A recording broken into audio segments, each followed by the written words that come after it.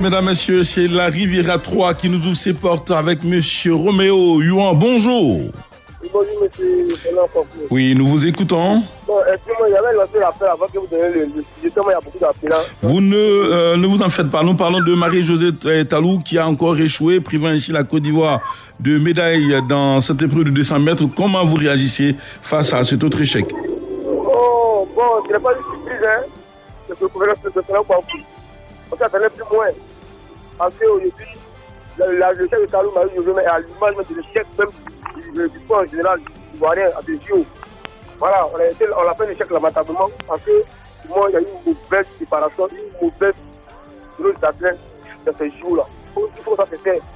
Trop d'amateurisme, trop de la gestion de nos athlètes qui a conduit à ce débat-là. D'accord. Moi, je pense de cet échec, mais il faut tirer les leçons des enseignements de cet échec-là pour qu'à l'avenir, on puisse mieux vraiment cerner tout ce qui est organisation, tout professionnel au niveau de nos athlètes, pour mieux faire la Côte d'Ivoire prochainement. Merci à vous. Donc, un bon congément, elle est bon, qu'elle soit forte. Merci, monsieur Roméo Youan, depuis donc la Riviera 3, qui nous appelait ce matin un autre auditeur, celui-là de l'intérieur du pays, Bouna précisément. Monsieur Marius Aguirre, bonjour. Bonjour, monsieur Fernand Kouakou. Comment vous allez? Très bien, à la grâce de Dieu. D'accord, c'est bien noté. Nous vous écoutons. Oui, par rapport à Talou, il faut dire qu'elle a fait tous ses efforts pour pouvoir être à la tête. D'accord. Mais ça n'a pas pu. Donc, on n'y peut rien.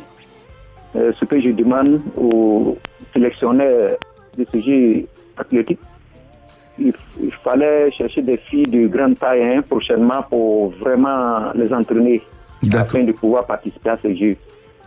C'est bien noté. Merci beaucoup. Merci à vous et surtout, très bonne journée à Bouna dans cette partie de la Côte d'Ivoire. Rappelons simplement que pour tous ceux qui sont sur, selon elle, les îles, dans la région de l'Est, les îles de Bongouanou, Bondoukou, Bouna et autres, ils sont tous sur la même ligne. Estella Soumou, qui passe des vacances très somptueuses et très méritées du côté de Bongouanou, c'est non loin de Hara, à Coupé et autres d'Imbokro. Très très bonne journée à vous et puis surtout, bon repos. Revenez-nous encore plus requinqués. Un autre auditeur, il est à Nîmes-Lécro. Monsieur Adou Kofi, bonjour. Bonjour. Nous vous écoutons. Sinon, Marie-Josée Talou a donné tout ce qu'elle pouvait. D'accord. Tout ce qu'elle pouvait. Les Américaines étaient au-dessus du lot. Déjà sur les 100 mètres et les 200 mètres, franchement, elle a donné tout ce qu'elle pouvait. Moi, je lui conseille d'aller travailler, redoubler d'efforts et revenir plus fort que jamais à Paris. Voilà. Merci à vous, monsieur Adou Kofi, depuis Nîmes-Lécro. Merci également à tous les auditeurs qui tentent de nous joindre. Vous en faites surtout pas, puisqu'il y a aussi des internautes. Il faut leur donner la parole avant de pouvoir retrouver nos consultants. Monsieur Kofi, Ngouran Moïse nous dit ceci. Moi, personnellement, je tiens à la féliciter et à la remercier pour le drapeau ivoirien qu'elle a porté. C'est une compétition internationale et obtenir cette place de 5e n'est pas permis à tous. Je salue mon grand frère Kwame Albert qui suit cette émission depuis Guiglo. Un autre internaute, monsieur Bertin Tola Kwadio, il dit ceci: les Jeux Olympiques sont le rendez-vous des meilleurs athlètes de toute la planète Terre. Marie-Josée Talou court bien, mais elle est tombée sur des durs. Tous mes encouragements à elle, Bertin Tola, depuis Brobo. Et puis un autre auditeur, internaute, nous dit ceci. Monsieur Renaud Kouakou, il dit la compétition n'est pas facile avec les deux filles jamaïcaines qui, on peut le dire, ont donc laissé Talou Marie-Josée loin derrière et la privant ainsi donc de médaille. Pour lui, il faut féliciter Marie-Josée Talou et l'encourager pour les compétitions à venir. Il nous écrit donc depuis son village, Kwasi Kourou. Allez, merci à vous. Et puis, monsieur Vasougou Dosso dit ceci: je félicite Marie-Josée Talou pour sa participation à ce JO. Le résultat m'importe peu. Vive la Côte d'Ivoire en sport. Un autre internaute nous dit ceci, c'est monsieur Ibrahim Diomandé. Nous dirons tout simplement que Marie-Josée Talou n'a pas démérité. Ce n'est que partie remise. Continuons à encourager notre star qui a à maintes fois hissé le drapeau ivoirien à l'international. En tout cas, moi, je suis fier d'elle, malgré cet échec. Il nous écrit depuis Séguéla, monsieur Ibrahim Diomandé. Merci à tous. En tout cas, ils sont nombreux, monsieur Taïmon Ouattara, monsieur Thomas Hobbs, le Léviathan, monsieur Ouma Tano, monsieur Joseph Pouda, monsieur Amidou Kone, monsieur Namori Bakayoko, Yao Michel Kofi, également Jean-Marie Thieu et puis François Brou sont presque tous ces internautes qui nous ont écrit sur notre plateforme. 16 messages et 4 partages. Merci à tous et puis demain, vous pourrez encore nous adresser d'autres messages. Choyeux Dumandé, bonjour. Bonjour, Fernand. Israël Oussou, bonjour. Bonjour, Fernand. Allez, Chalio, nous vous écoutons. Dites-nous, quand vous sortez d'une telle compétition sans médaille pour Marie-Josée Talou, comment est-ce que vous, en tant que journaliste qui suivez l'athlétisme de très près, vous réagissez? Écoutez, c'est vrai qu'on est déçus de je dirais pas cette performance, parce qu'on avait misé gros sur José Marie.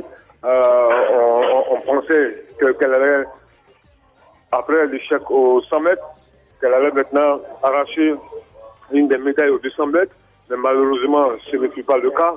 Hier, je le disais sur ces mêmes antennes que ça allait être compliqué parce qu'elle était opposée à des athlètes qui avaient réalisé de meilleurs chronos en demi-finale.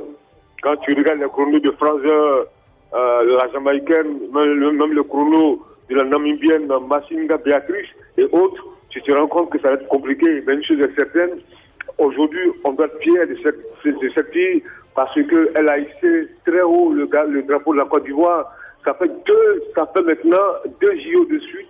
2016, elle a terminé 4e sur le 100 mètres, 4e sur le 200 mètres.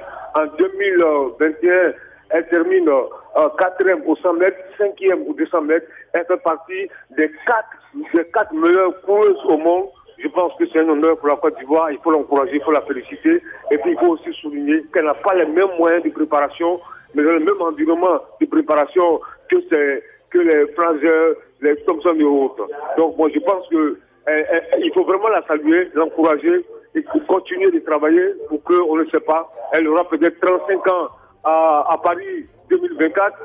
À 35 ans, est-ce encore possible d'arracher une médaille? C'est le sport, on ne sait jamais, mais il faut qu'elle se mette toujours au travail. Il faut qu'elle se mette toujours au travail. Merci à vous, Chalio Dumandé. Coach Israël Oussou, dites-nous, vous en tant qu'éducateur, mais aussi en tant que technicien, quand vous vivez de telles situations, la réaction, c'est laquelle?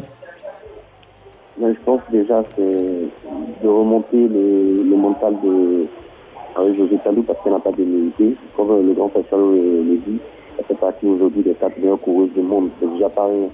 Après, c'est aussi pour moi, je pense aussi qu'il y a possibilité encore de la pousser encore plus haut.